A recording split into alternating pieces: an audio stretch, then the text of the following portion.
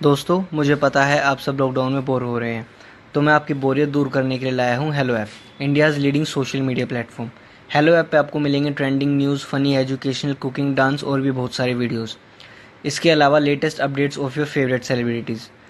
तो देर किस बात की है, अभी डाउनलोड करो हेलो ऐप और करें अपनी बोरियत का खात्मा। कामचोर देवरानी। एक बार की बात है, सुषमा अपने पूरे परिवार के साथ खुशी खुशी मोहन नगर में रहती थी। उसकी दो बहुएं थी, पल्लवी और शिवानी। एक दिन दोनों बहुएं रसोई में काम कर रही होती है कि तभी उनकी सास सुषमा उन्हें बुलाती है। अरे बहू, जरा इधर तो आना। शिवानी, जरा जाकर देखना सासू माँ क्या कह रही हैं। दीदी आप ही देख लो ना जाकर, आपको भी तो सुनाई दे रहा है। अरे मैं आटा गूंद रही हूँ ना, तुम चली जाओ। हाँ तो मैं भी तो सब्जी काट रही हूँ ना दीदी। अरे बहू जल्दी आओ। ओह, ये तो जाएगी नहीं। मैं ही जाकर देखती हूँ कि क्या करना है। पल्लवी सुषमा के कमरे में जाती है। जी मम्मी जी, क्या हुआ? शाम को घर पर कुछ मेहमान आने वाले हैं, तो तुम अच्छा सा खाना बना लेना बहू। ठीक है मम्मी जी, आप बता दीजिए क्या क्या बनाना है और कितने लोग आ रहे हैं। सुनील की मौसी जी और उनका पूरा परिवार आ रहा है। कुल मिलाकर 3 लोग और हमें मिलाकर हुए 9 लोग। तो अभी से ही तैयारी करना शुरू कर दो। और हाँ, घर की सफाई भी कर देना, हाँ अच्छे से।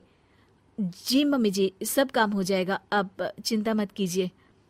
पल्लवी शिवानी को घर में मेहमान आने वाले हैं इसके बारे में बताती है।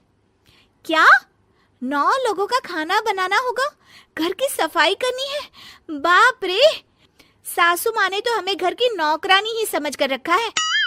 ऐसा नहीं बोलते शिवानी, हम इस घर की बहू हैं और घर के काम करना हमारा फर्ज है। दीदी तो है ही सासू माँ की चमची, जब देखो सासू माँ सासू माँ। मैं तो इतना सारा काम नहीं करने वाली। शिवानी कपड़े लेकर गमला साफ कर रही होती है और चक्कर आने का नाटक करने लगती है। मेरा सर चकरा रहा है। तभी वहां पल्लवी और सासू माँ जाते हैं। अरे बहू, क्या हो गया तुम्हें? मम्मी जी, बहुत तेज सर में दर्द हो रहा है।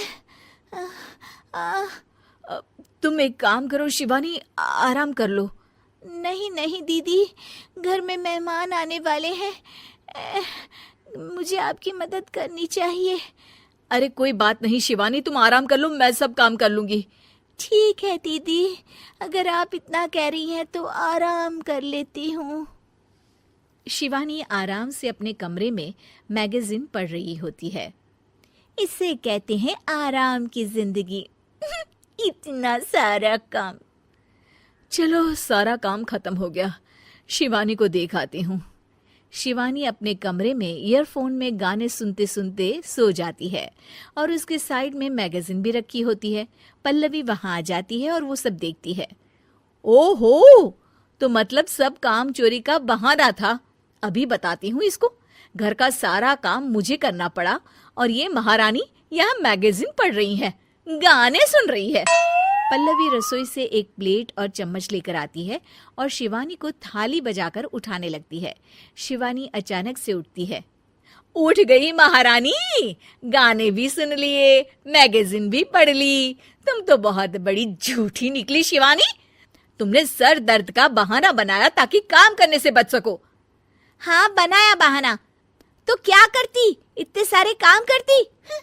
मुझे कोई शौक नहीं है चापलूसी का। क्या चापलूसी? तुम्हें लगता है कि मैं सारे काम चापलूसी के लिए कर रही हूँ? और नहीं तो क्या। तभी वहां सासू माँ आ जाती हैं। अरे बहू, वो लोग बस आने ही वाले हैं, तुम तैयारियां कर लो। जी सासू माँ, तुझे तो मैं बाद में देखती हूँ।